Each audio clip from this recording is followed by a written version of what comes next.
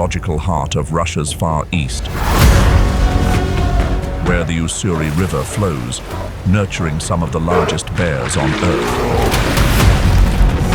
One of the last remaining shelters of the world's biggest wild cat, the Amur Tiger. Sikhote-Alin Nature Reserve. This is a primal arena where both predator and elusive wanderer are shaped by the unforgiving wilderness. Before braving the bone-chilling winds of the ancient forest to witness these fierce encounters, let us know where you're from in the comments below. It's a pleasure to connect with you. And now,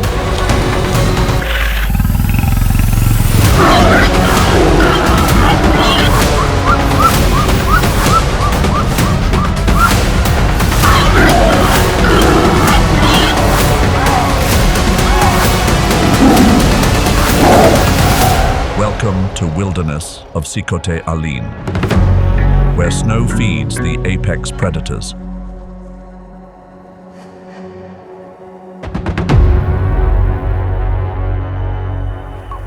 Amid misty cliffs, the golden eagle glides silently through the cold grey sky like a guardian spirit watching over the forest.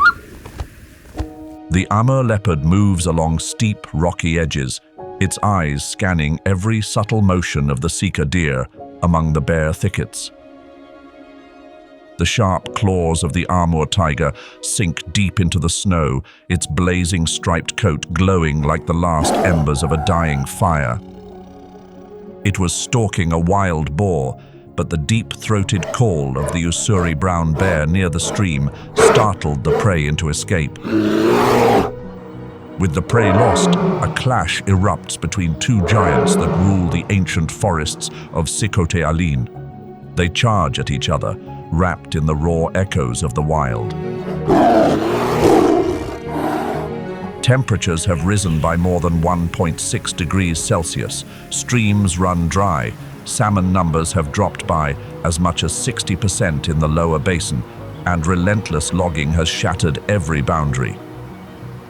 Sikhote-Alin has become a battleground for creatures pushed to the edge. Established in 1935 with the original goal of protecting the sable, Sikhote-Alin was recognized by UNESCO as a World Natural Heritage Site in 2001. Covering a total area of over 401.6 square kilometers, including nearly 3 square kilometers extending into the coastal area of the Sea of Japan, Sikhote-Alin Nature Reserve is a secluded, untouched wilderness, virtually unmarked by human presence. Stretching along the eastern slopes of the Sikhote-Alin Mountains, this region spans nearly 900 kilometers from near Vladivostok to the border of Khabarovsk Krai. Here, it feels as if nature has drawn its own map, where the line between mountain and sea is stitched together by towering cliffs and vast forests that stretch to the horizon. Geologically, Sikhote-Alin was formed through the collision of the Pacific and Eurasian tectonic plates, leaving behind ancient layers of rock and a rugged signature terrain. The mountain range here has been shaped over tens of millions of years, bearing the marks of volcanic eruptions, ancient sedimentation, and the relentless sculpting of wind and snow. This land once witnessed the fall of the Sikhote-Alin meteorite in 1947, which created hundreds of impact craters scattered throughout the forest, like gentle taps from the giant fingers of the universe pressed softly against the earth.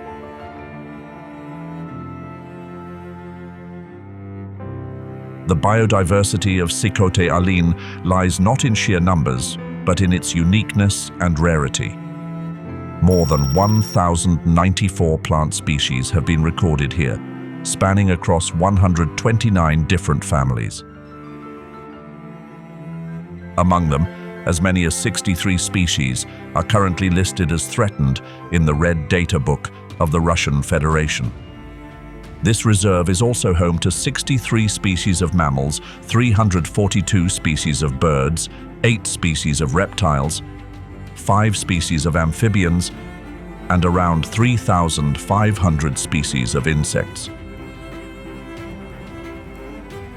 The climate of Sikhote-Alin is characterized by a humid continental pattern, with warm, damp summers and long, cold, dry winters. The average annual temperature ranges from -5 degrees Celsius to 5 degrees Celsius, with yearly precipitation averaging between 800 and 1,000 millimeters. During the summer months, monsoon rains sweep in from the ocean, bringing high humidity that fosters the dense growth of mosses, ferns, and various fungi.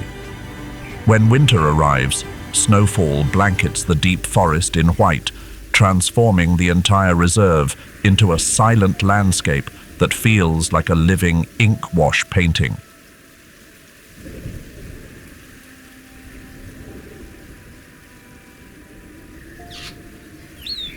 Tucked within the densely forested Sikhote-Alin mountains of Russia's far east, the Ussuri broadleaf and mixed forests ecological region holds a uniquely rare ecological structure found in few places on Earth.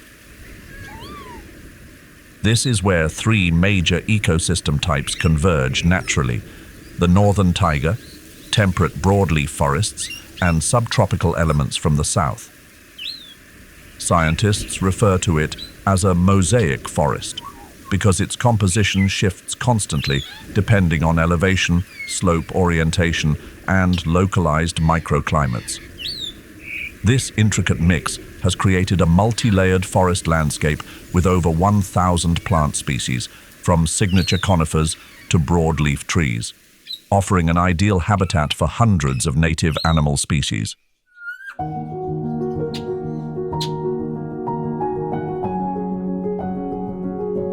Located in the western part of Sikhote-Alin Nature Reserve, Glucomanca Mountain rises 1,598 meters above sea level, making it the highest peak within the reserve. Its terrain was shaped by ancient volcanic activity, forming a series of extinct volcanic ridges with rich geological diversity and breathtaking landscapes. The mountain's Chinese name, Luchicheza, meaning the 6th branch of the river, reflects the deep connection between the land's contours and the network of rivers and streams flowing through the region.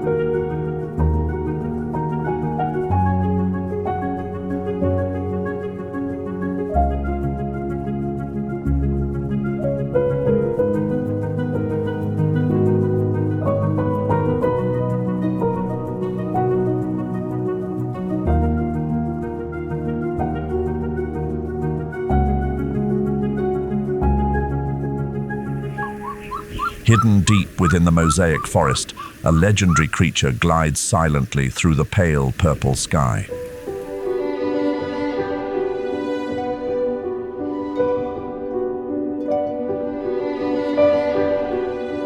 The golden eagle is not only a symbol of the hunt, but also a vibrant, living thread in the fabric of the Sikhote-Alin ecosystem.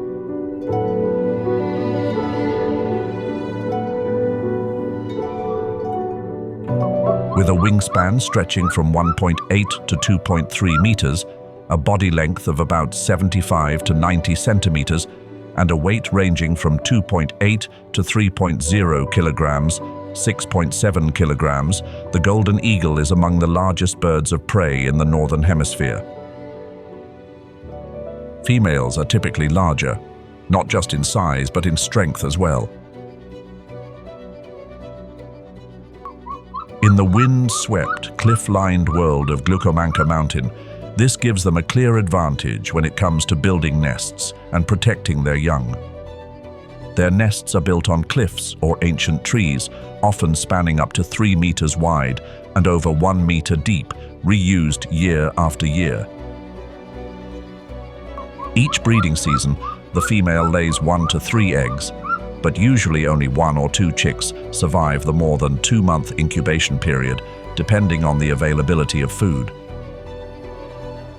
The eyesight of this eagle is so sharp that it can spot a moving rabbit from more than 3 kilometers away, thanks to a unique eye structure packed with far more light-sensitive cells than a human eye. Once a target is locked in, the golden eagle dives at speeds reaching up to 322 kilometers per hour. Its hammer-like talons deliver a gripping force of up to 517 newtons per square centimeter, powerful enough to pierce through the rib cage of a full-grown marmot. One swift grasp is all it takes to bring the hunt to an instant close. Their hunting techniques are anything but fixed. On foggy days, they stalk prey from the edges of rocky ledges. On clear days, they ride thermal currents, using altitude to conserve energy. At times, two individuals will coordinate, a chase by one, an ambush by the other. This strategy has a success rate of over 40%, according to a 2025 study by the Russian Far East Institute of Science. They feed on rodents, hares, and waterfowl, and occasionally scavenge animals that succumb to the cold, playing a vital role in winter ecosystem cleanup. The golden eagle also displays playful and emotional behavior, dropping sticks from great heights and diving to catch them mid-air, or chasing one another with no intent to hunt, like a form of skill training and a sign of awareness. These actions reveal a complex emotional depth once thought to belong only to higher mammals. From Europe to Central Asia, the golden eagle has long been a sacred symbol, tied in biblical tradition to strength, renewal, and unwavering loyalty. And when its shadow glides across the snow-covered slopes of Glucomanca, what people see is more than a predator. It is the spirit of the forest itself.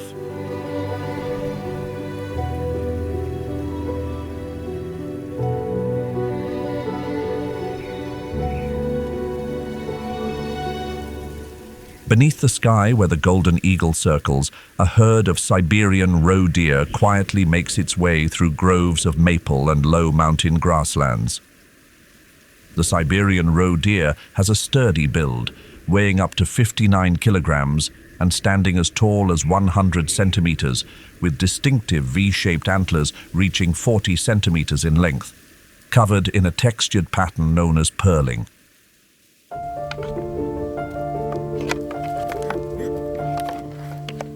Its thick, grey-brown winter coat allows it to withstand temperatures as low as -60 degrees Celsius, while the prominent white patch on its rump helps individuals stay in visual contact during migration. In winter, they may travel between 100 and 500 kilometers, forming herds of up to 500 individuals as they cross open forests, snow-covered grasslands, and rugged hills in search of food. Summer, in contrast, is a season of solitude. Females care for their young, while males defend their own territories. From July to September, males become territorial, using scent glands and their antlers to mark tree trunks along their domain. After mating, the embryo pauses its development in a process known as delayed implantation, allowing the fawn to be born right at the end of May or early June, when natural conditions are most favorable. Each female typically gives birth to twins. The fawns are covered in a spotted coat that offers excellent camouflage as they lie hidden in the grass, waiting for their mother to return and nurse them. But even that camouflage is sometimes not enough to escape the sharp gaze of the Eurasian lynx.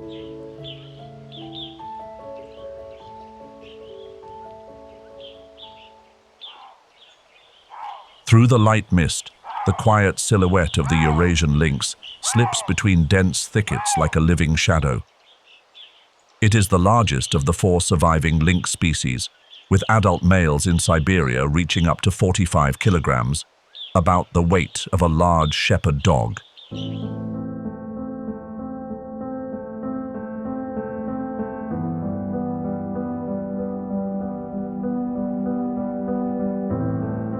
Its muscular build, thick coat, and long legs with wide, fur-covered paws act like natural snowshoes, spreading its weight evenly so it can move effortlessly across deep snow without sinking.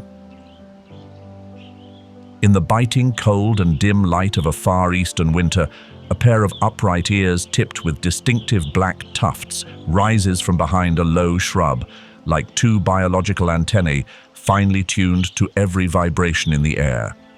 The lynx's hearing is so precise, it can distinguish the sound of wind rustling through pine branches from the soft, cautious steps of a Siberian roe deer tens of meters away.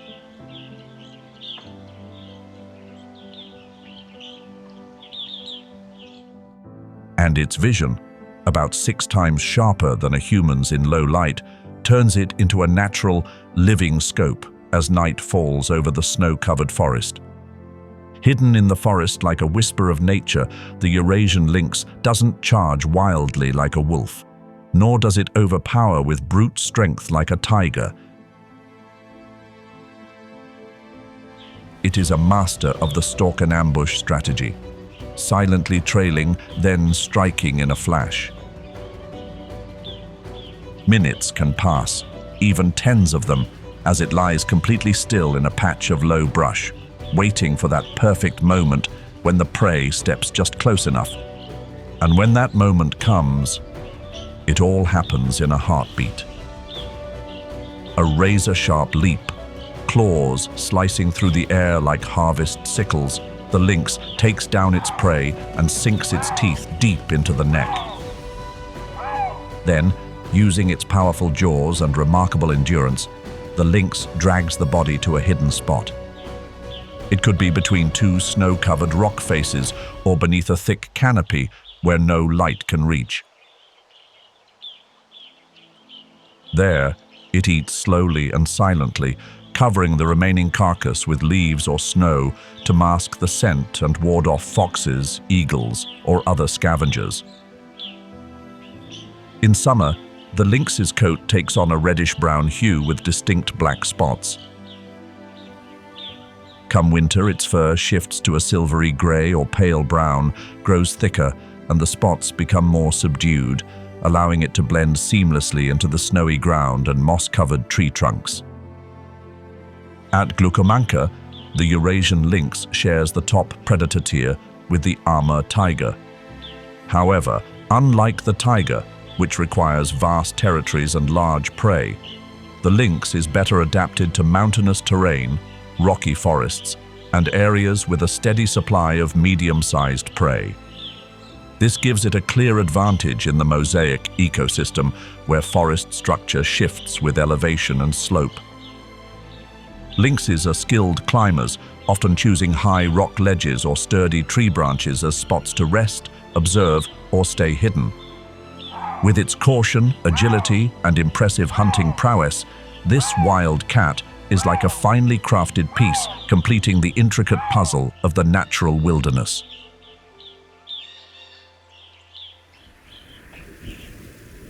Stretching approximately 897 kilometers and covering a watershed area of up to 193,000 square kilometers, the Ussuri River plays a vital role in maintaining the region's biodiversity and ecological balance.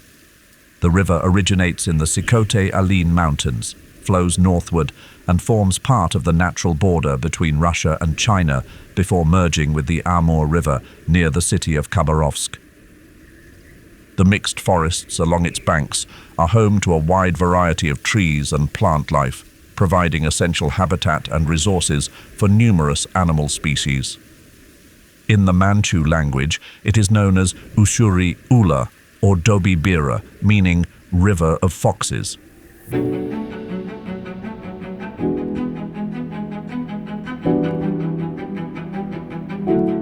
The red foxes here don't always wear the fiery red coats their name suggests.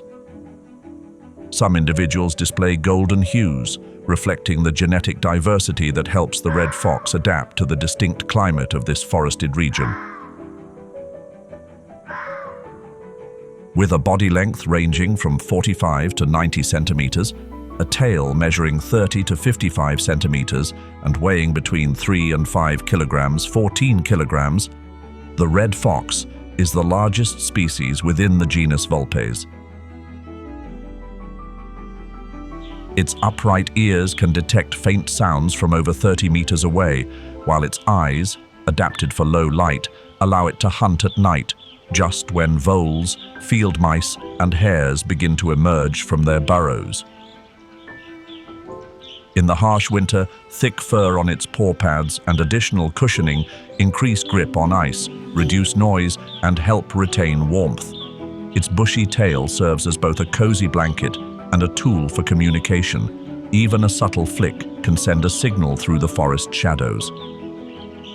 An intriguing scientific hypothesis suggests that the red fox may be able to orient its prey using the Earth's magnetic field, with its pouncing direction often aligning with the northeast, where the magnetic field is strongest in this region.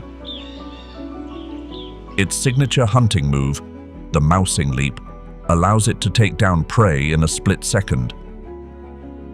As a highly adaptable omnivore, the red fox feeds on everything from rodents, birds, and frogs to berries, roots, and animal remains. It will even forage through organic waste near ranger stations, a clear example of its survival strategy at the boundary between the wild and human presence. Though typically solitary, during the breeding season in the first 2 months of the year, red foxes form small family groups.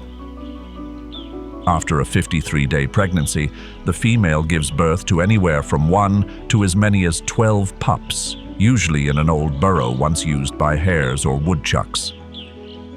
The main den always includes an emergency exit and often even a backup den. The pups nurse for up to 10 months, though they usually leave the den after about 8 weeks to begin their journey toward independence. Their playful chasing and leaping in the spring are like rough drafts of the hunting skills they'll need later on. In the mixed forest ecosystem, the red fox plays a vital role in controlling rodent populations, helping prevent disease outbreaks and dispersing seeds through its droppings. At the same time, it serves as prey for the golden eagle, Amur tiger, and lynx, making it a key link in the food chain.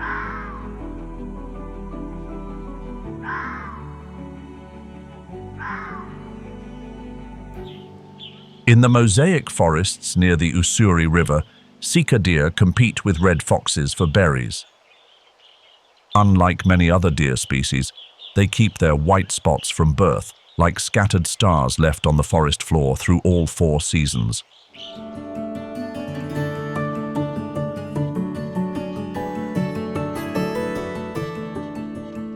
Their bright red summer coat shifts to a darker brown in winter, allowing them to blend seamlessly into the snowy, wooded landscape.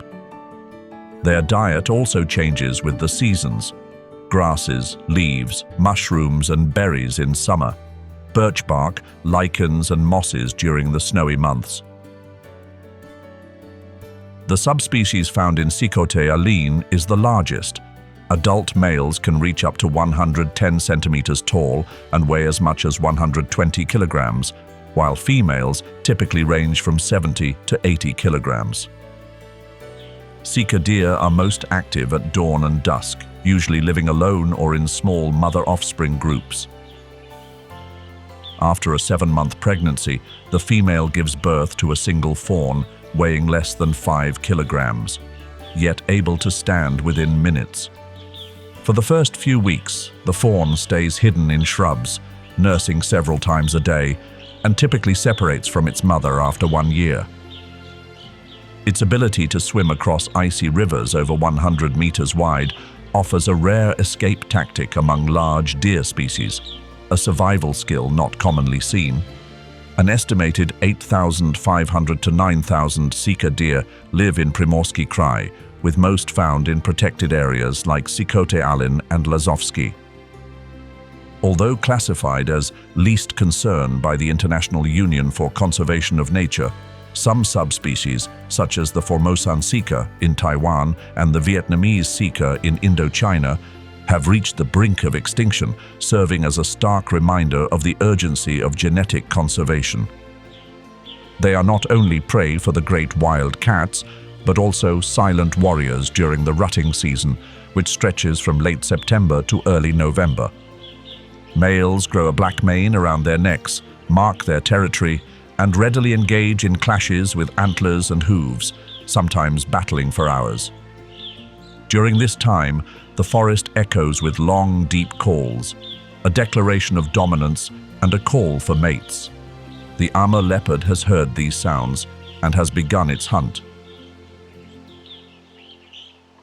As the Sikhote-Alin forest begins to slip into the white stillness of winter, the Amur leopard, the elusive spirit of the Ussuri woods, continues its solitary path of survival.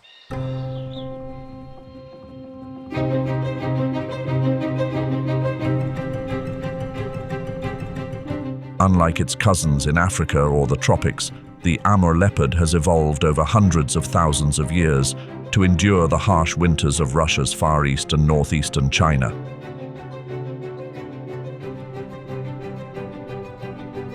Scientists believe this subspecies diverged from the common leopard lineage around 400,000 years ago, making it one of the oldest and most cold-adapted of them all. In winter, its coat thickens to as much as 7 centimeters, forming a natural layer of insulation against temperatures that can plunge below -30 degrees Celsius. Its fur lightens in color, taking on a pale, almost silvery tone that blends seamlessly into the snowy landscape. The Amur leopard begins its hunt in silence. The secret lies within the masterpiece that is its own body. Its tail, nearly 1 meter long, acts as a rudder for balance as it weaves through sheer cliffs and over ice-glazed tree trunks. During moments of rest, it curls that same tail around its body like a fur shawl, the cloak of a hidden king deep within the wild. Long legs with broad paws leave no trace in the snow. Its razor-sharp claws stay perfectly retracted, allowing each step to land as softly as the breath of early winter. It feels as though even time holds its breath as the leopard draws near its prey. Under the cold moonlight, it hides in the underbrush along a slope, eyes locked onto a herd of deer grazing at the forest's edge, more than 30 meters away. The moment comes, a sudden leap, swift as lightning, tearing through the stillness. In just a few strides, it surges to speeds of up to 60 kilometers per hour, launching a perfectly aimed pounce. The unlucky prey has no chance to flee. But the game doesn't end there. With extraordinary climbing skills, it hauls its prey up into the high branches of a tree, far out of reach of wolves and brown bears, who can only watch in frustration from below. For many nights after, it will return, savoring its hard-earned prize bit by bit, in perfect silence. But behind the exterior of a supreme hunter lies a heartbreaking story of survival.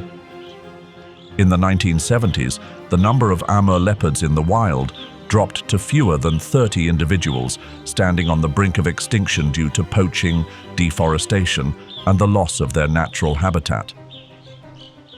It marked a deep wound in the biosphere of the Far East.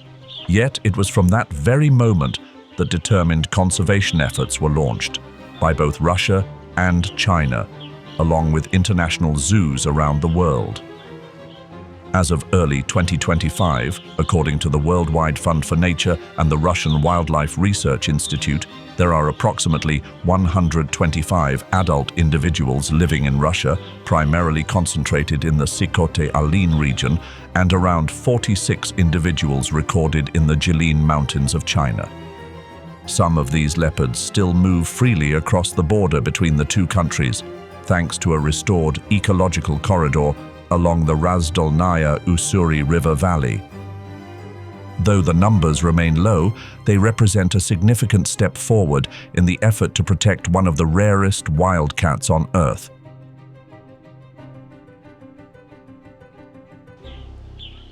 Hidden deep within the endless old-growth forests of the reserve, The Boar Spring site is one of the most pristine and ecologically unique trekking routes in Russia's Far East. It's not just a nearly 95-kilometer forest journey, it's a return to the elemental forces of nature. A 2-hour hike leads visitors deep into the heart of the primeval forest. The trail begins at Sikhote-Alin, a crystal-clear stream winding through the mountains where salmon gather to complete their life cycle. The Boar Spring site, also known as Kabani Kliuch, meaning wild boar spring in Russian.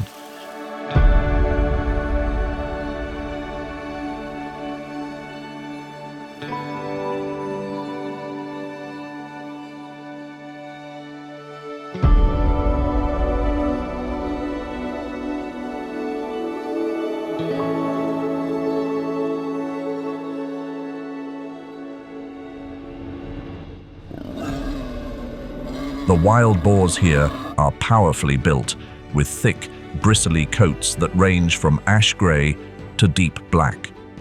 Males can grow tusks up to 23 centimeters long, used both as weapons during the mating season and for self-defense. Their tough hide helps them withstand bites from tigers or bears, but their most valuable tool is their sensitive snout, a survival instrument that allows them to root through soil, overturn rotting logs in search of tubers, roots and larvae, and detect approaching threats. Wild boars can reach speeds of up to 48 kilometers per hour and are strong swimmers, a major advantage in stream-laced areas like the Boar Spring site. Despite their sturdy build, they follow a matriarchal social structure, living in small groups called sounders made up of females and their young, while males typically roam alone. Their communication is rich and varied: grunts, squeals, snorts, and chirps, revealing a high level of awareness that places wild boars among the most intelligent wild animals. By day, they rest in nests lined with dry leaves and can sleep up to 12 hours if undisturbed. At night, they remember the exact locations where they previously found food, evidence of spatial memory that can last for months. The wild boar's diet is a living map of the Ussuri forest, from acorns, pine nuts, and berries to earthworms, small birds, and carrion. This adaptability allows them to thrive year-round, though it can also lead to soil disruption and impact local plant life. They possess an almost continuous reproductive cycle, pregnant for 115 days, giving birth to 4 to 6 piglets per litter, and ready to mate again just 1 week after weaning. Their rapid population growth forms a quiet balance between the vulnerable and the powerful. Studies show that wild boars make up as much as 74% of the Amur tiger's diet, playing a crucial role in the food chain of the Ussuri forest. As the largest wildcat on Earth, the Amur tiger, also known as the Siberian tiger, stands out not only for its size, but as a symbol of extraordinary adaptation. Adult males can reach up to 3.7 meters in length and weigh nearly 300 kilograms, their powerful bodies covered in a fur coat up to 7 centimeters thick, the densest among all tiger species, serving as a natural suit of armor against the biting cold of Russia's Far East.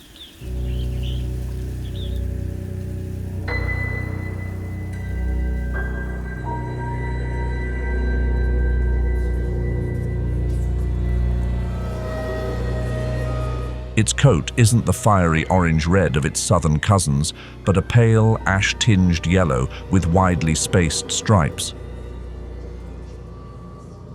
Beneath that fur lies a fat layer up to 5 centimeters thick, essential for conserving heat and storing energy, especially during the lean winter months when prey is scarce. Thick fur on the legs boosts warmth and grip, while broad paws act like natural snowshoes, allowing it to move silently across the snow. Every step is purposeful, a way to mark territory through scent and claw marks etched into tree trunks. Between the 1930s and 1940s, the Amur tiger population plummeted to just 20 to 30 individuals due to hunting and deforestation. However, since 2005, conservation programs, including hunting bans, forest restoration, and satellite-based wildlife monitoring, have steadily brought the species back from the edge. As of early 2025, the wild population is estimated at around 750 individuals, with most living in Russia's Primory and Khabarovsk regions, thanks to close protection efforts during the breeding season. As the white snow of winter melts and the forest greens return, the usually silent and solitary female Amur tiger becomes the center of a new cycle of life. After 3.5 months of pregnancy, she gives birth to blind, fragile cubs, and it is she, guided by instinct and deep maternal devotion, who teaches them each careful stalk, each survival skill. For the first 2 years of their lives, the cubs depend entirely on their mother. They stay hidden in the den, waiting quietly while she goes out to hunt. Hidden beside the winding stream at the Boar Spring site, the tigress sits motionless for hours, her eyes sharp as blades, pupils narrowed as she watches the slightest rustle in the brush. Though she lives in the dim depths of the old-growth forest, she doesn't rely on vision alone. Hearing and scent are the true gifts the Creator has left her. Just the crack of a dry branch under the hoof of a wild boar, even from over 30 meters away, is enough for her to calculate the perfect path of attack. Suddenly, without a sound, the Amur tiger springs into action. Her leap is powerful, like a steel coil released, and in a single breath, the distance between her and the prey vanishes. Claws nearly 10 centimeters long sink in like steel hooks, and her 7.5 centimeter canines clamp down on the neck, enough to end the hunt in an instant. It was about to carry the prey back to its cubs when the large, dark silhouette of a brown bear rushed in. The mother Amur tiger lowers her head and lets out a low growl. She knows she's facing a formidable rival, but this is her domain. Her growl deepens, rising in volume until the forest itself seems to hold its breath. Suddenly, a male Amur tiger appears, equally powerful, his muscular frame steady, his gaze cold as a blade. Now, the balance has shifted. The brown bear, even towering at 3 meters when standing upright, backs away into the trees, seeking opportunity elsewhere. After many months of deep hibernation in a den carved into the slope, the Ussuri Brown Bear awakens, carrying the heavy breath of a long-enduring survivor of the forest.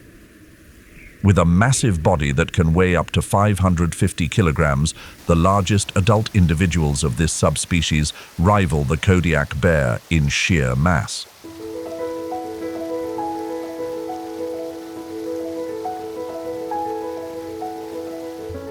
Their fur is typically dark, with some appearing jet black like the night itself, an appearance that once led scientists to suspect a hybrid origin between brown bears and the Asian black bear.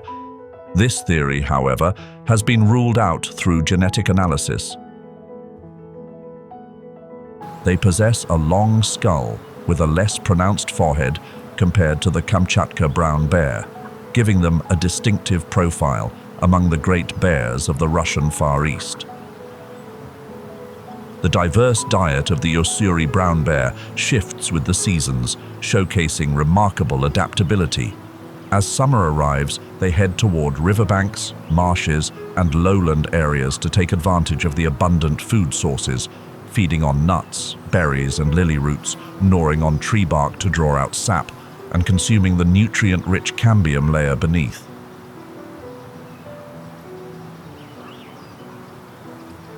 Though primarily plant eaters, Ussuri brown bears do not hesitate to hunt small animals when the opportunity arises. But there are times when they don't even need to hunt. An adult Ussuri Brown Bear never hesitates upon encountering a carcass in the forest, even if it's guarded by an Amur Leopard or the world's largest wild cat, the Siberian tiger. With its imposing size and a thunderous roar, it's ready to drive the predator away, and if challenged, those powerful claws are more than enough to hold its ground. Autumn arrives, painting the granite landscape in hues of gold and crimson, and it's also the season when the Ussuri Brown Bear actively builds up energy reserves with salmon. Along the frigid streams flowing through the Sikhote-Alin forest, carrying salmon swimming upstream, the Ussuri Brown Bear waits. On slick rocks, the bear moves slowly but steadily, its long, curved claws gripping the mossy, wet surfaces with ease. Its thick coat and insulating layer of fat shield it from the icy water. It moves forward again, choosing a spot near the waterfall, where the fish, drained from their leap, are easiest to catch. It stands motionless in the rushing stream, its massive body, hundreds of kilograms, anchoring it against the current. Its nose draws in deep breaths, separating layers of scent in the air to pinpoint the fish. Small but highly sensitive ears perk up, catching the subtle splashes beneath the surface. When a salmon veers off course, the bear strikes with a powerful swipe of its front paw, launching the fish out of the water.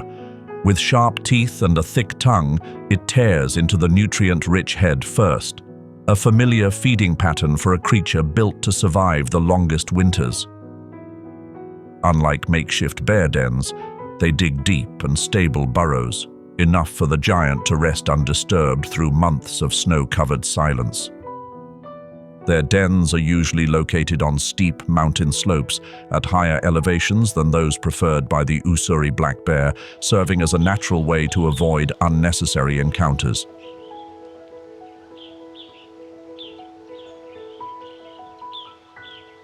The Russian Far East seems to be a land where wildlife grows to extraordinary proportions. Just like the brown bear and the Amur tiger, the Ussuri black bear stands as the largest subspecies within the Asian black bear group. Though not as massive as its brown cousin, the Ussuri black bear still impresses, standing up to 180 centimeters tall on its hind legs and weighing as much as 250 kilograms.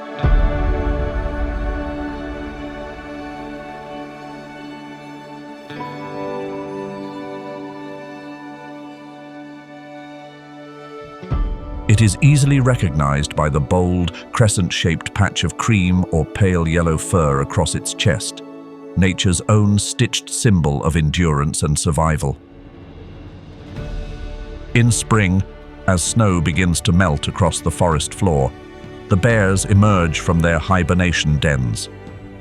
They spend the first days of the year searching for tender shoots, roots, and insects, easy-to-digest food sources that help reactivate their digestive systems after months of rest. During this time, Sukhoi stream, a cool stream winding through the valley, becomes an ideal destination. Not only does it offer clean, flowing water, but it also carries schools of salmon swimming upstream from lower reaches to spawn, providing a rich source of protein.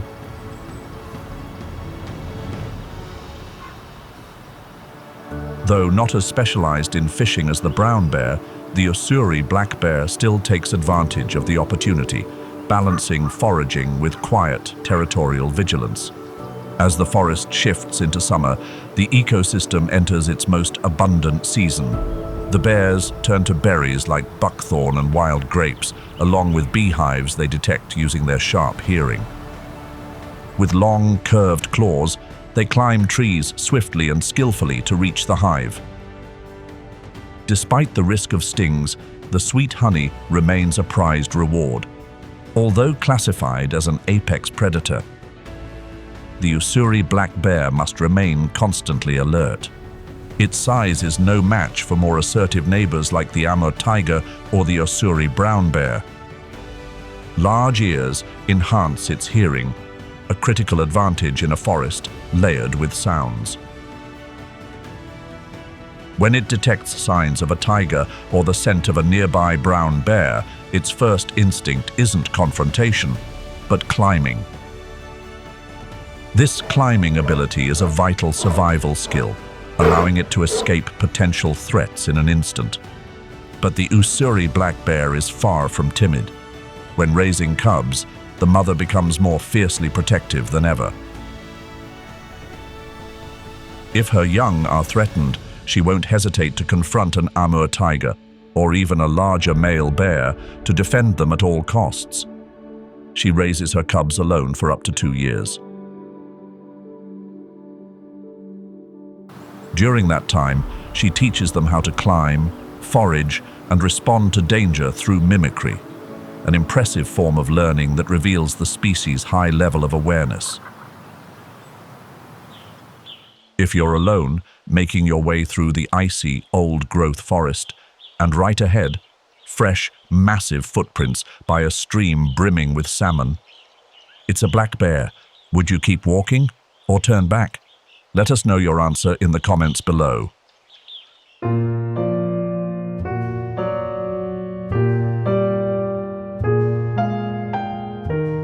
While walking along the Boar Spring Site Trail, visitors may also encounter the moose, the largest species of deer in the world. Standing up to 1.8 meters tall at the shoulder and weighing between 360 and 720 kilograms, they are also known for their impressive antlers, which can span up to 1.8 meters across and weigh around 32 kilograms. These antlers are not only symbols of strength, but also tools used in battles for mating rights during the fall.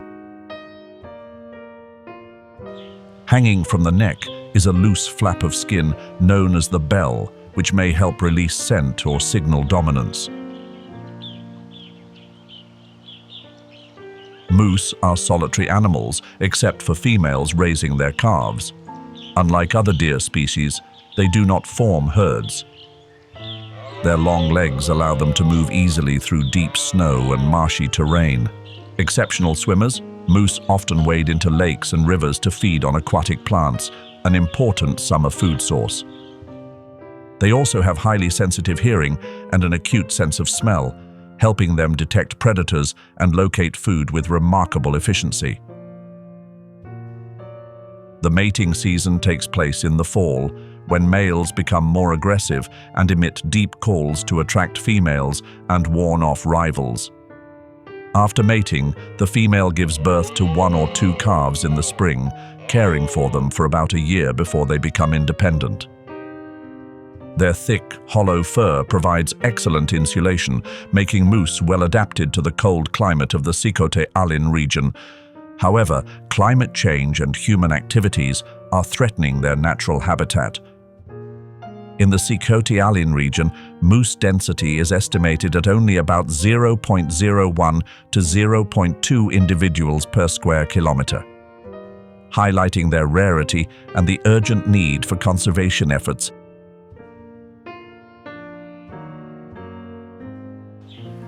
In the skies above Sikhote-Alin, soaring between ancient cliffs and untouched old-growth forests, the Eurasian eagle owl, one of the largest and most commanding owl species, is silently carrying out its mission of survival. With a wingspan reaching up to 2 meters and weighing as much as 4.2 kilograms, the Eurasian eagle owl is often called the eagle of the owl world.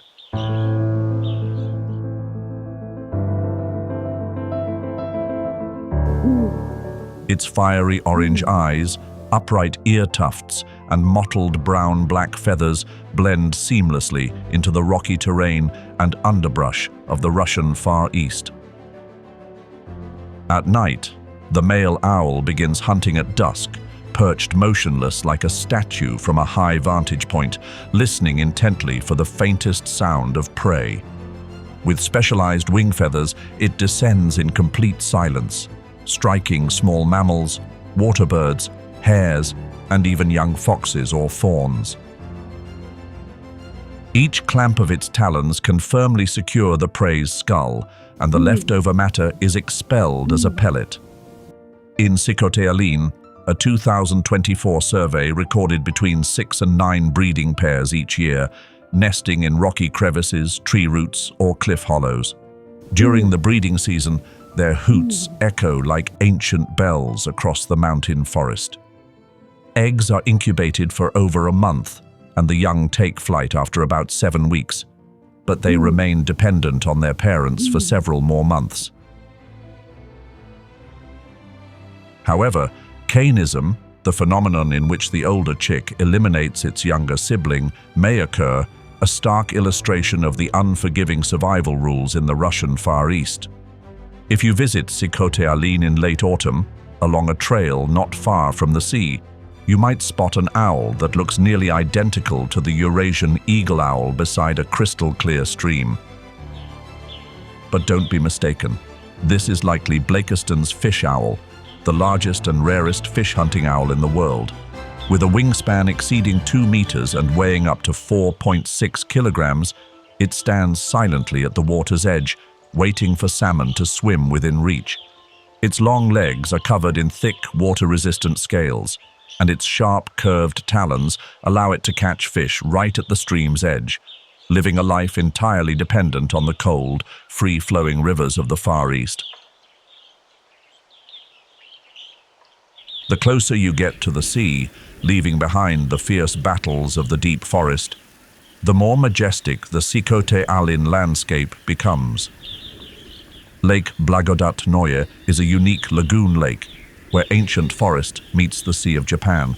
With its 2-layered water structure, the upper layer fresh, the lower brackish, Blagodatnoye creates a rich habitat for a wide range of species. From late July to early August, surface temperatures can reach up to 22 degrees Celsius, providing ideal conditions for the growth of 274 species of phytoplankton, the highest number recorded among surveyed lagoon lakes in the southern Sakhalin-Kuril region.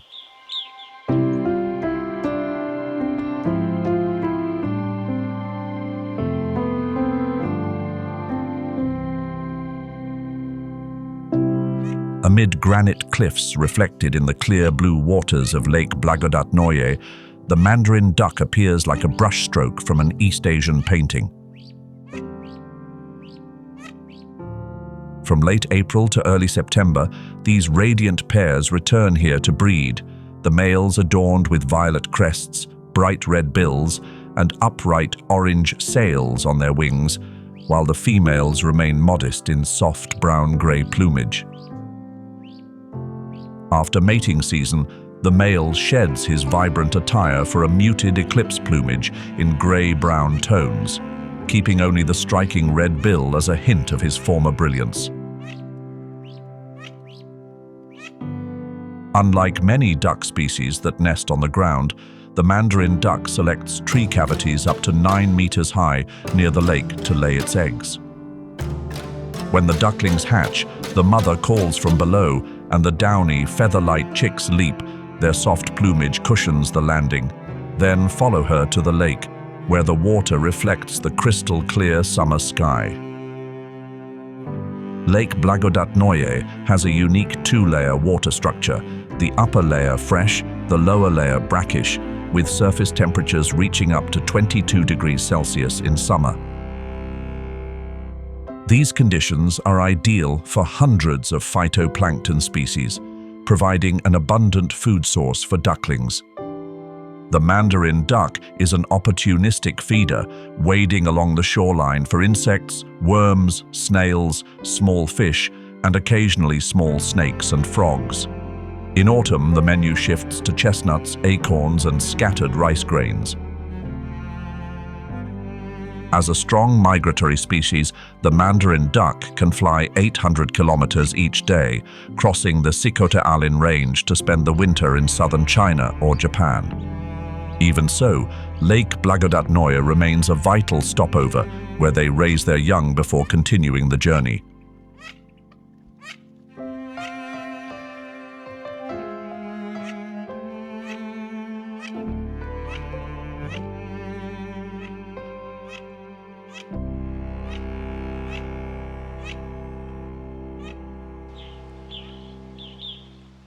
After the vibrant colors of the mandarin duck shimmer beneath the autumn canopy, the forest around Lake Blagodatnoye falls into a calmer hush as a solitary silhouette glides across the lake. It is the black stork, one of the most enigmatic and time-honored wading birds in the Sikhote-Alin wetland community.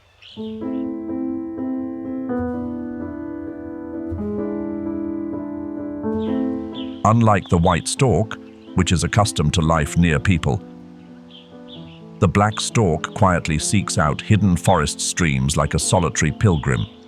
With a body length ranging from 95 to 100 centimeters, a wingspan stretching from 145 to 155 centimeters, and an average weight of about 3 kilograms, the black stork presents an appearance that is both graceful and imposing.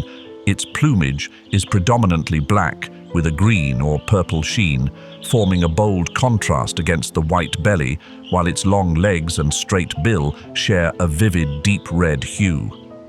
The bare skin around the eyes is also red, further highlighting its sharp gaze.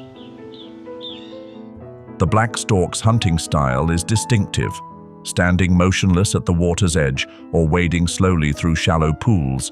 It uses its long, sensitive bill to detect movement below the surface. When prey is detected, the black stork swiftly dips its bill, catching fish, frogs, aquatic worms, or waterborne insects with surprising speed. Some individuals have even been observed using their wings to cast shade over the water, calming the surface so prey is more likely to appear. The black stork's diet reflects remarkable flexibility. Beyond fish, it also feeds on amphibians such as frogs and salamanders, small reptiles like water snakes and lizards, various rodents, nestlings, and even animal remains during lean periods. This dietary diversity allows the species to adapt to seasonal and climatic shifts in its habitat.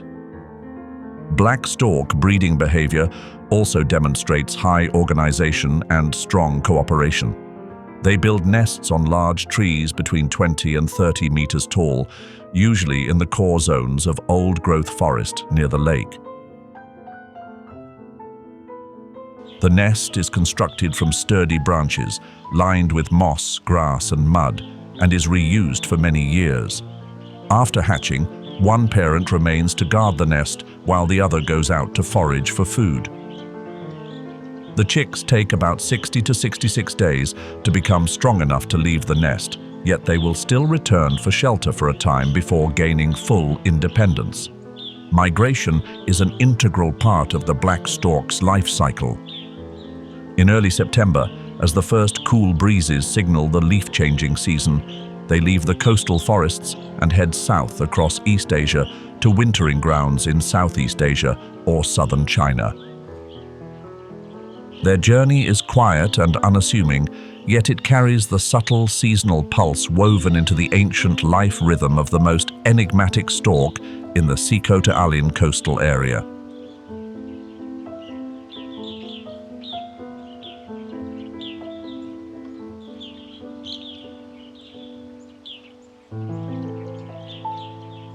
If the black stork cloaks itself in dark tones to merge with the stillness, the white-naped crane appears in striking contrast, tall, graceful, and seemingly sculpted from the purest hues of the coastal wetland.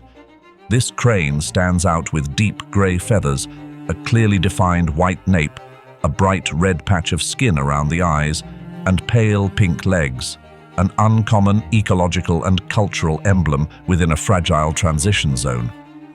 Lake Blagodatnoye is one of the most important breeding sites for the white-naped crane in Russia. From April to August, they nest among the dense reeds along the lakeshore, building with grass and mud, laying 2 eggs each year and incubating them for about 1 month. Yellow-brown chicks toddle after their parents from the moment they hatch, their first journey between reeds and open water. The white-naped crane ranges across the eastern Palearctic, from southern Siberia, Inner Mongolia, and Manchuria to northern Korea. In winter, they travel thousands of kilometers to the Yangtze River Delta, Korea, and southern Japan. Throughout this journey, Lake Blagodatnoy serves as a vital stopover along the East Asian flyway, where they pause to replenish and breed. They are omnivorous, digging in the mud for tubers, roots, aquatic seeds, insects, amphibians, and even small rodents. Unlike the red-crowned crane that shares the same habitat, the white-naped crane uses its bill to dig deeper, reducing ecological competition. This species forms long-term pairs, performing elaborate duet dances that include wing flapping, jumping, bowing, and tossing bits of grass, rituals that strengthen their bond and ease tension. Their signature trumpet call, with slightly different pitch between males and females, helps them stay in touch across wide open spaces. In Korean art, the white-naped crane symbolizes longevity and unity. The mandarin duck dazzles with its bright colors, while the white-naped crane captivates with its graceful dance. Which one do you like more? Leaving the ancient forests of the reserve behind and reaching the shoreline, the Sikhote-Alin coastal area, a special land adjoining the Sea of Japan, unfolds like a new horizon. According to data from the United Nations Educational, Scientific and Cultural Organization and the Far Eastern Institute of Ecology in 2024, the Sikhote-Alin coastal area stretches for about 25 kilometers of shoreline, featuring small bays, granite cliffs, white sand beaches, and coastal wetlands. Research published in early 2025 by the Russian Forest Ecology Research Institute recorded more than 1,200 plant species and hundreds of animal species present in this coastal zone.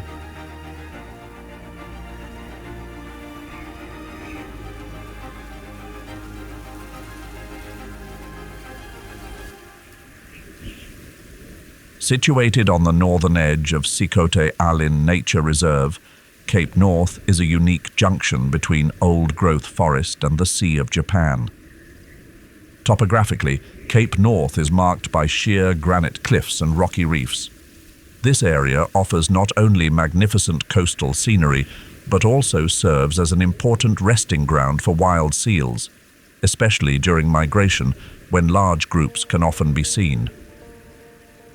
In autumn, as many as 400 seals may gather here, creating a lively and rare spectacle.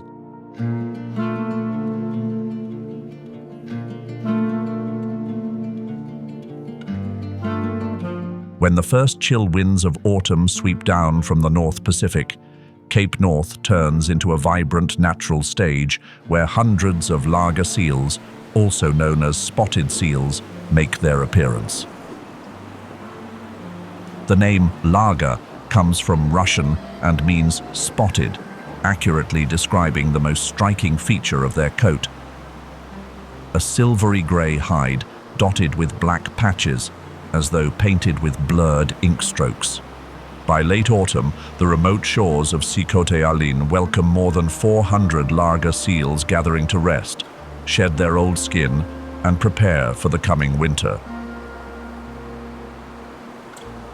Lager seals measure 1.4 to 2.0 meters in length, weigh 70 to 160 kilograms, have no external ear flaps, and display a torpedo-shaped body with large rear flippers and steering fore flippers, features perfectly suited for swimming and diving. Each individual bears a unique pattern of spots, like a fingerprint etched on its sleek coat. Although they may seem quiet and solitary, they are skilled divers, able to descend to depths of up to 300 meters and hold their breath for more than 20 minutes to pursue pollock, crustaceans, squid, and octopus. Unlike more social seal species, the lager seal lives in solitude, gathering only during the breeding season or while molting. In spring, they return to the northern ice fields to give birth to a single pup after 11 months of pregnancy. The pup is covered in a thick white lanugo coat, nurses for 3 to 6 weeks, and then becomes independent, beginning a journey of survival without guidance. Cape North, lacking drift ice yet rich in rocky outcrops, serves as an ecological way station where they rest and engage in social interaction before continuing their migration cycle.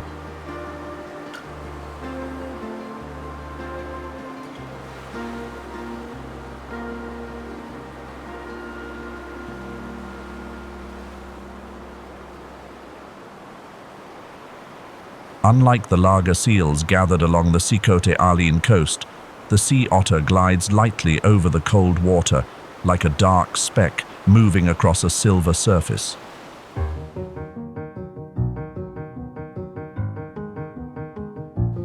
Its relaxed, supine posture hides an intricate survival mechanism, the densest fur in the animal kingdom, ranging from 132,000 to 155,000 hairs per square centimeter.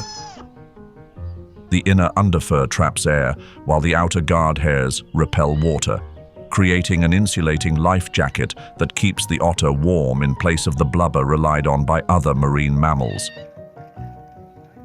The sea otter has a streamlined body, a flattened tail that works like a rudder, webbed hind feet like flippers, and eyes adapted for clear vision both above and below the water. They can dive as deep as 183 meters, yet most dives last only 1 to 4 minutes and take place in shallow water. To keep warm in the cold sea, an adult must consume about 25% of its body weight each day, roughly 2 to 5 kilograms of food, mainly mollusks and crustaceans. They are one of the few mammal species that use tools, often selecting a rock to crack open the shells of clams, crabs, sea urchins, or abalone right on their chest, as though dining at a floating table. At Cape North, they gather in small groups called rafts, sometimes numbering in the hundreds. While sleeping, they hold each other's paws to keep from drifting away. A sea otter mother cradles her pup for many months at the start of life when the youngster cannot yet dive, hunt, or stay warm on its own. A scene that is both delicate and profoundly strong. But the species' story once came close to ending. In the 18th and 19th centuries, they were hunted almost to disappearance for their prized fur. Thanks to restoration efforts in the late 20th century, populations slowly recovered in Alaska, Kamchatka, the Kuril Islands, and the Sikhote-Alin region.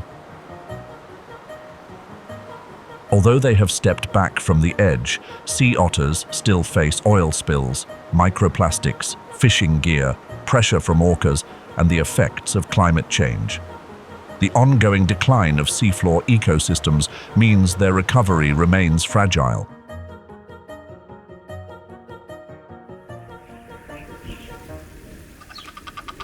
In the skies over the northern coastal area of Sikhote-Alin, a colossal bird glides across the silvery grey sky. It is the Steller's sea eagle, the heaviest sea eagle in the world, weighing up to 9 kilograms with a wingspan exceeding 2 meters. Its dark brown plumage streaked with white, a strong, crescent-shaped golden bill, and keen golden eyes. Every feature of this bird has been sculpted over millions of years of evolution.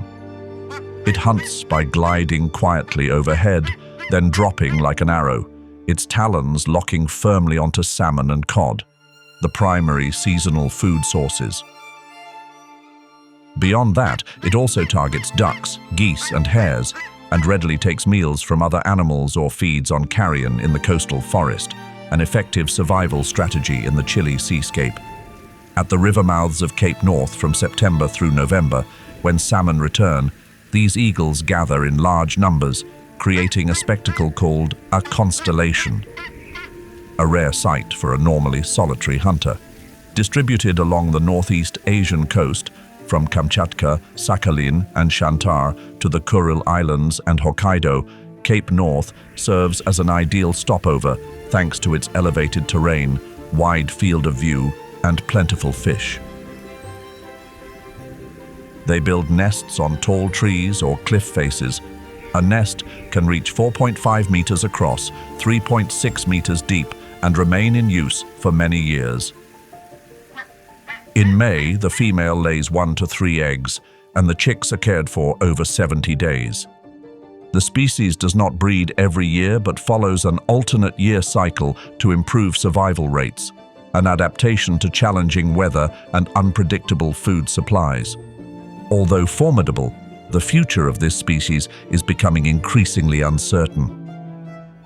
The International Union for Conservation of Nature estimated in 2024 that only about 4,600 to 5,100 mature individuals remain, and the population continues to decline. The causes include riverside forest loss, hydropower development, lead pollution, excessive salmon harvesting, and climate change that disrupts the seasonal rhythms of both fish and eagles. Even so, each time a Steller's sea eagle spreads its wings over the Cape North sky, it stands as a testament to the strength and endurance of an ancient raptor. Besides competition from the red fox, one of the Arctic fox's vital food sources, lemmings, is also highly contested by the snowy owl, a large white owl that glides silently over the wide, frozen plains. The snowy owl is the quintessential winter predator of the Richardson Mountains and Yukon interior taiga, hunting by both day and night. Lemmings make up more than 70% of its diet during breeding season, though it continues to diversify its food sources throughout winter. The snowy owl's hunting prowess comes from a perfect blend of keen eyesight, pinpoint directional hearing, and silent flight.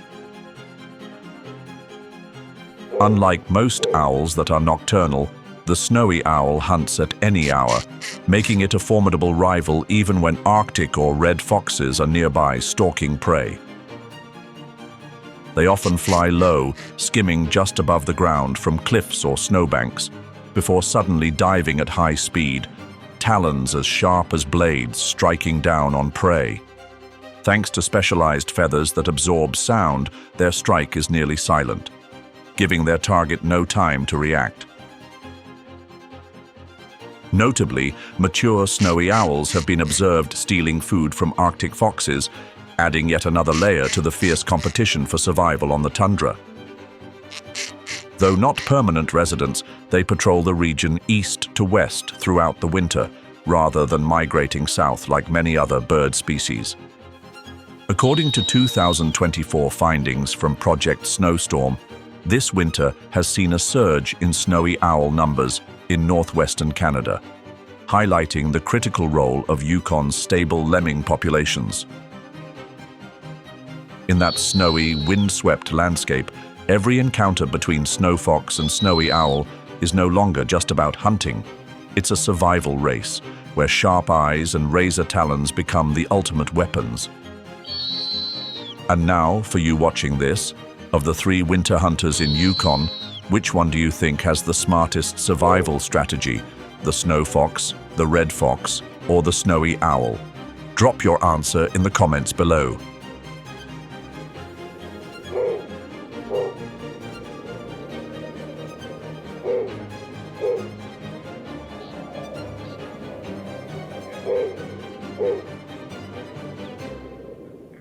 The rivalries between foxes and snowy owls are of little concern to the caribou.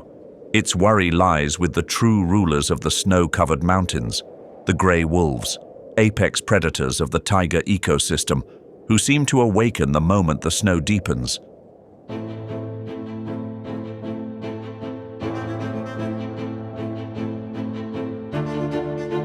Gray wolves are among the most socially advanced carnivores in Yukon. According to the Yukon Environment Department in 2024, the gray wolf population is estimated at 4,500 to 5,000 individuals, dispersed across boreal forests and tundra regions. In winter, when temperatures regularly fall below -40 degrees Celsius, caribou become their primary prey, large-bodied targets that can sustain an entire pack.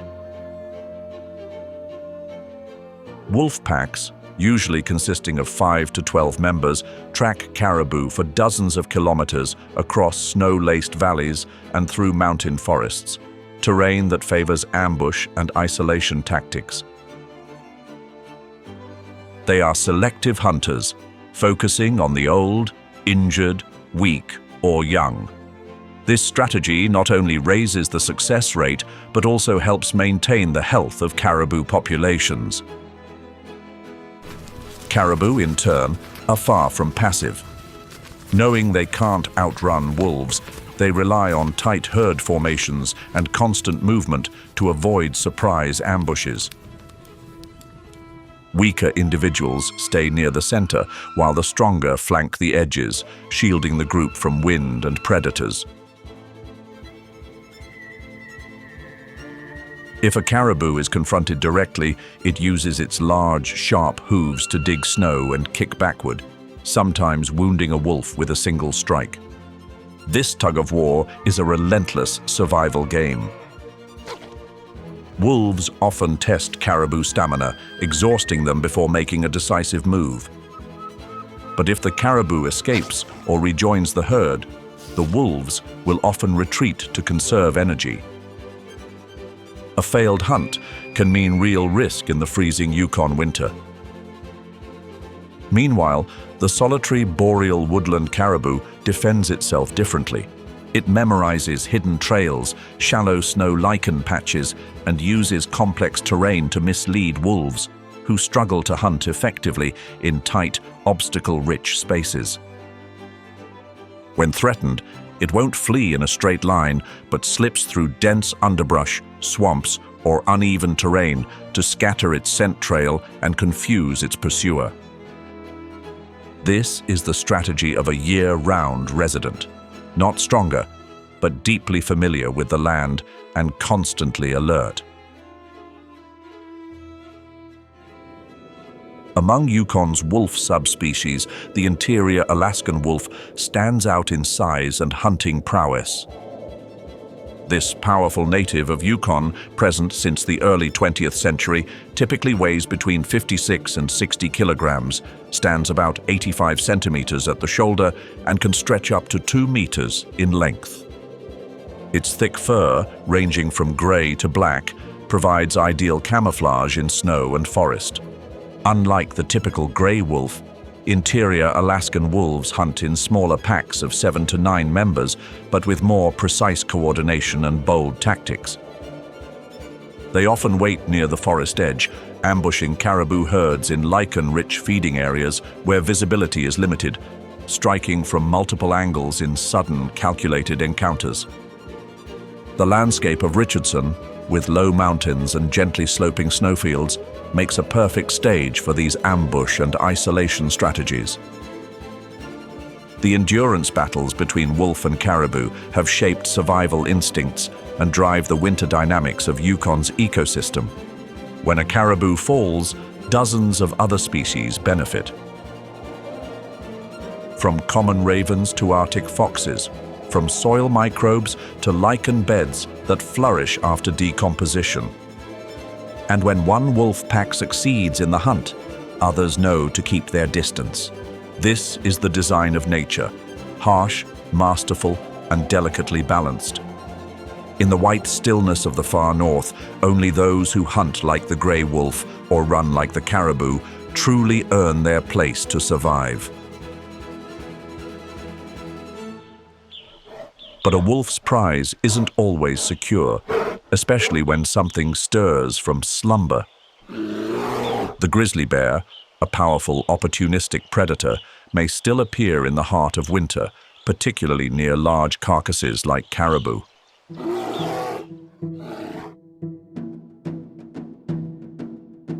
Typically, grizzlies enter hibernation from mid-fall to late spring. But this isn't simply deep sleep, it's a complex biological state. Their body temperature drops slightly, heart rate slows to just 8 to 12 beats per minute, and metabolism drops to about 25% of normal levels. During this time, they eat nothing, drink nothing, and do not excrete, surviving solely on fat reserves built up during summer. However, some large adult males with substantial fat stores may not hibernate fully, or can awaken if they detect a promising food source. When the scent of a carcass travels through the thick snow, their ultra-sensitive noses and predatory instincts may rouse them from the den, guiding them straight to a gray wolf pack mid-feast.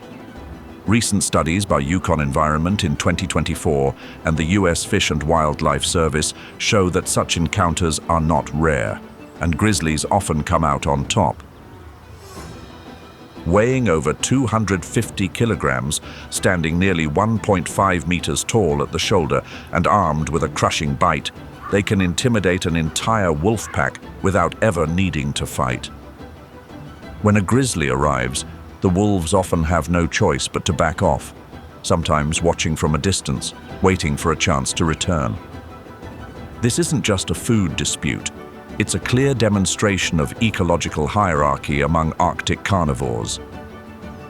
Though grizzlies rarely hunt during winter, their ability to claim meals so decisively highlights the strength and adaptability that define their survival. And that unexpected presence turns every winter feast into a high-stakes gamble for all involved.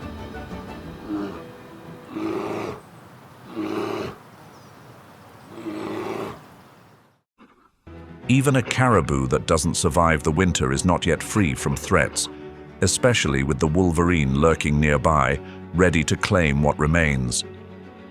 This powerful wild mustelid can drag a caribou carcass up to 3 times its body weight across deep snow. Wolverines evolved from ancient members of the Mustelidae family and are found across Arctic and boreal wilderness in Europe and North America. As of 2025, the North American population remains stable, with over 10,000 mature individuals, including those in Yukon, according to data from the United States Fish and Wildlife Service. During Yukon's long winter, when food is scarce, wolverines thrive in their role as expert scavengers. They often follow gray wolf packs or other predators, arriving after the hunt to claim abandoned caribou remains.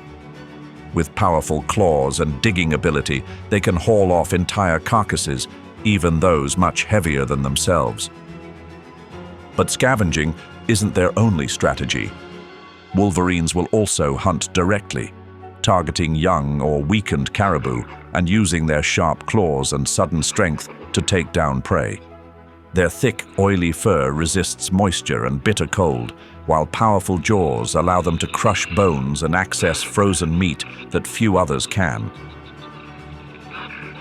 They operate alone, patrolling enormous territories, often spanning more than 600 square kilometers, giving them wide reach across Yukon's deep snow landscapes.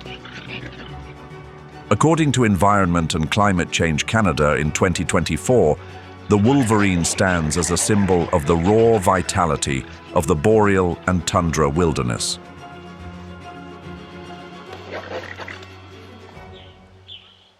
However, the very richness of its landscapes and wildlife places Sikhote-Alin face-to-face with ever-growing challenges. Global climate change is exerting a strong influence on the region, leading to shifts in population distribution and even in the genetic makeup of native animals. A study published in Nature Scientific Reports in 2024 found that species such as the Amur tiger are beginning to show signs of regional genetic divergence as changing living conditions leave population groups increasingly isolated. At the same time, unregulated commercial logging along the reserve's edges is diminishing habitat quality and creating openings for poaching and unauthorized access. According to a 2024 UNESCO assessment, these activities are eroding ecological connectivity, a crucial factor for maintaining genetic diversity and the migration routes of large animals. Amid the mist-laden tiers of ancient forest, a quiet yet determined conservation journey is unfolding. Motion sensors, infrared cameras, and non-invasive deoxyribonucleic acid analysis have now become powerful tools for monitoring wildlife populations, especially for species such as the Amur tiger. Since 2020, the first ecological corridors have been established, linking fragmented forest patches so that tigers can move safely, find mates, and exchange genes in a natural and sustainable way. At the same time, orphaned tiger release programs have brought encouraging results. At least 12 cubs have been born to the rehabilitated tigers. Amid the vast Sikhote-Alin wilderness, the delicate lives of wild species need our collective effort more than ever. Protecting the ecosystem is not only about preserving old-growth forests, it is also about securing the future of humanity itself. And if you have ever wandered through the Boar Spring site in Sikhote-Alin, watched herds of moose, or admired the splendor of an Amur tiger, even if only in a zoo, feel free to share your knowledge and experiences in the comments below. Your stories will spark inspiration and motivation for ongoing efforts to conserve nature and rare wildlife, while safeguarding ecosystems for future generations. Remember to press the like button, subscribe to the channel, and ring the notification bell so you can join us on our next magical adventures. You can also continue following the survival journeys of wildlife from other regions in Wild Siberia, Survival Secrets of the Frozen Wilderness, or Wild Rocky Mountains, Fierce Predators Hidden Behind Majestic Peaks.